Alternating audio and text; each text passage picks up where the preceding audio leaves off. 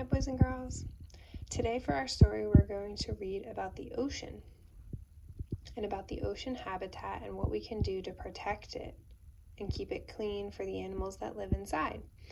Also, at the end of our story, we're going to watch a video, and I'm going to send you the link to watch the video yourself if you'd like to watch it again, but there's also some games and some activities to do at the end of the video that you could do online if you want to with mom and dad.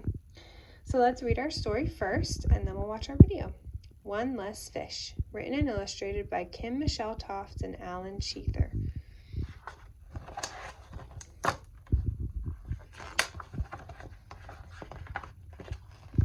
One Less Fish.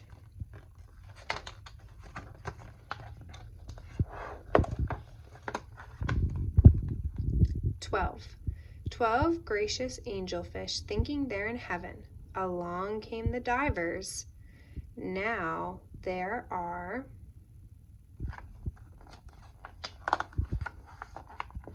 11. Spear fishing and scuba diving are popular sports, although today many divers only look at or photograph fish and do not kill them. 11 cheeky snappers racing round the bend.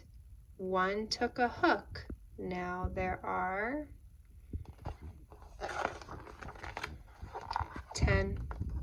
Recreational fishing, or fishing for fun, has always been a popular pastime. People who fish must be careful not to catch too many, and if they catch undersized fish, they should put them back into the ocean. 10 dainty clownfish, wondering where to dine. People started drilling. Now there are 9. Drilling for oil takes place on or close to some reefs throughout the world. Fortunately, not on Australia's Great Barrier Reef. Oil leaks can also occur, damaging the reef's ecosystems. Many reefs around the world are mined for building materials, and reefs cannot regenerate. That means they cannot fix themselves and create more.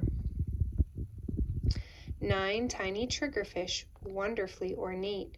One found a plastic bag. Now there are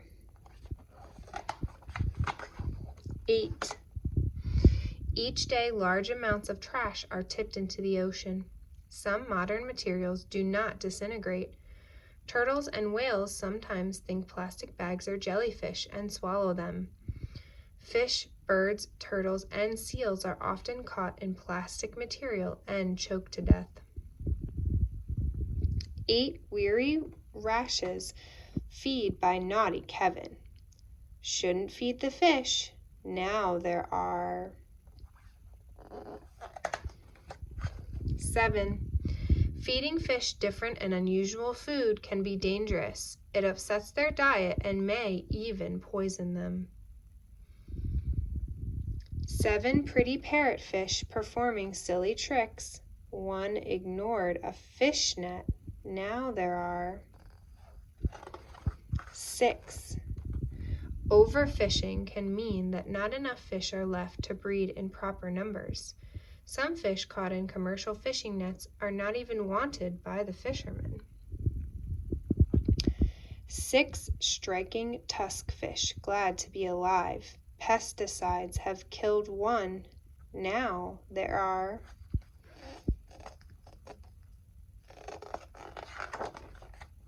5. Pesticides spread on the land can seep into rivers and the sea. They do not break down in the water and can build up in the food chain, poisoning sea creatures. 5 Moorish idols longing to explore. The water's getting muddy. Now there are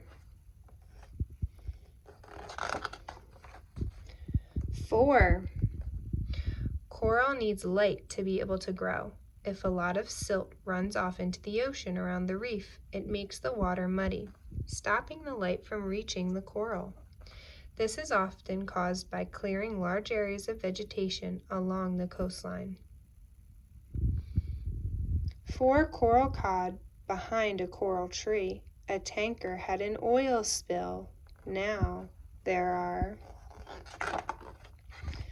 3.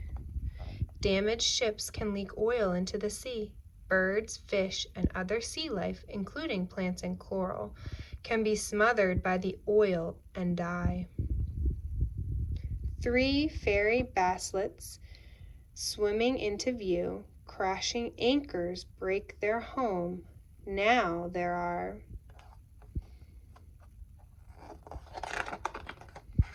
2. Boats anchoring in the wrong areas of the reef can cause damage by dragging their anchors and breaking off large chunks of coral. 2 hungry surgeonfish not having any fun. Little left to eat. Now there is 1. Uh-oh. If the reef ecosystem is destroyed, there will be nothing left for sea creatures to live on. 1 lonely lionfish left to be the hero. No fish left to save. Now there are 0. Without constant care, we will lose some of the world's most beautiful natural resources. Remember, fish that die one by one may soon become none.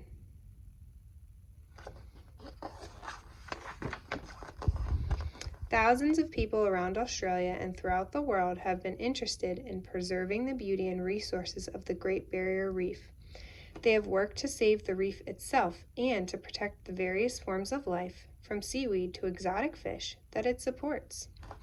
Since 1975, the Great Barrier Reef Marine Park Authority has been successful in protecting this natural treasure. Their guidelines govern the behavior of those who work or play around the reef. By following these guidelines and avoiding the behaviors described in this book, we can all help preserve the Great Barrier Reef and other coral reefs around the world. Here is a list of some of the fish that we talked about in this story. It has some facts about them, like where they live and whether they're endangered or not.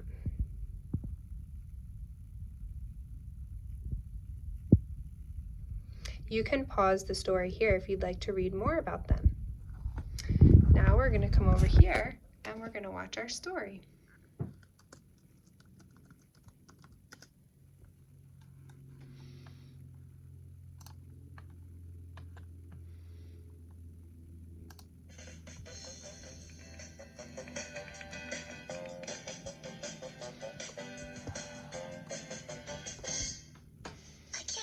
To go to the beach and learn about the ocean. Most of our planet is covered by salt water in our oceans and seas. The ocean is divided into different zones according to how much sunlight it receives. The living things in each zone have different ways to survive in their environment. What is the sunlit zone?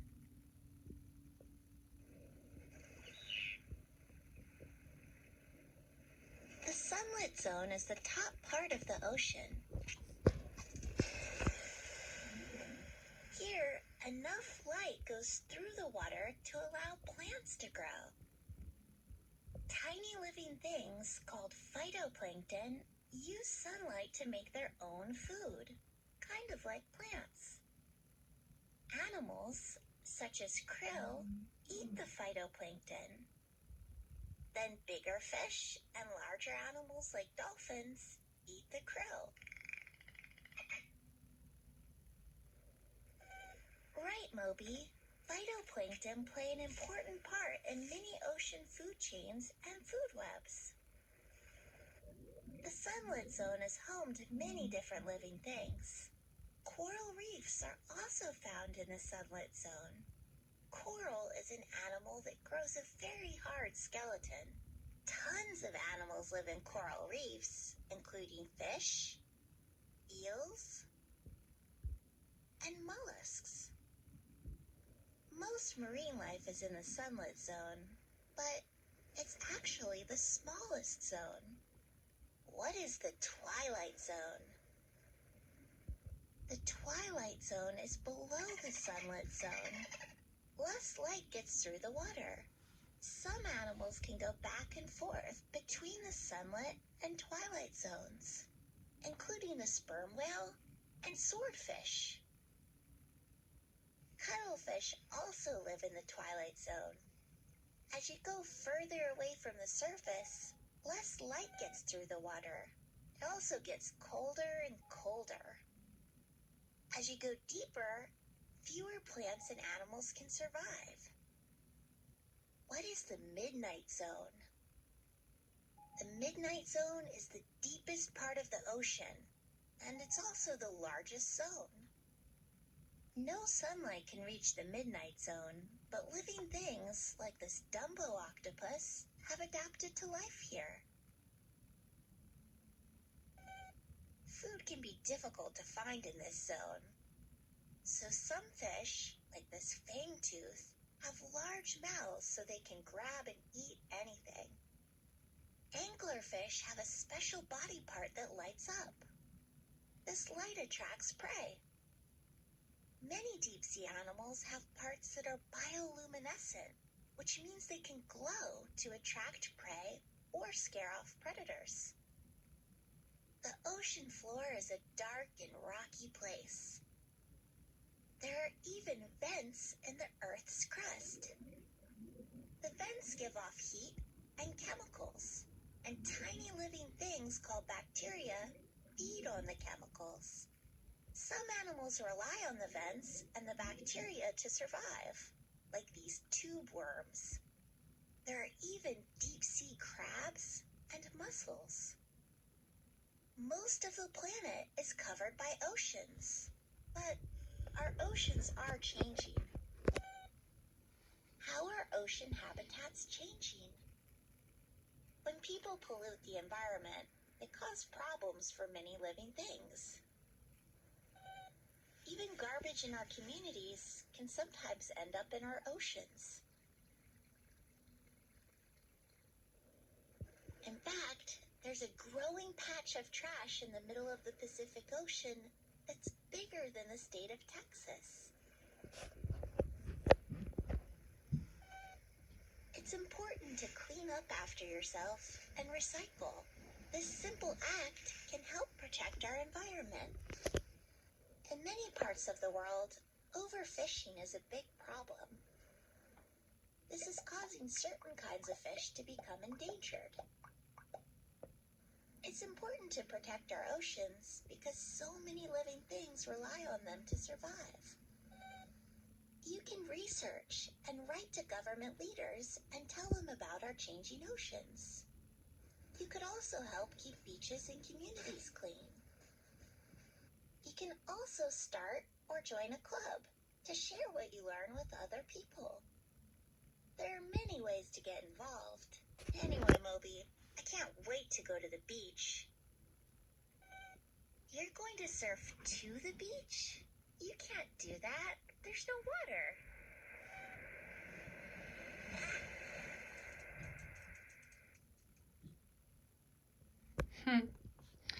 So at the bottom, if you want to, there's a bunch of different activities that you can do that have to do with the topic that we talked about today.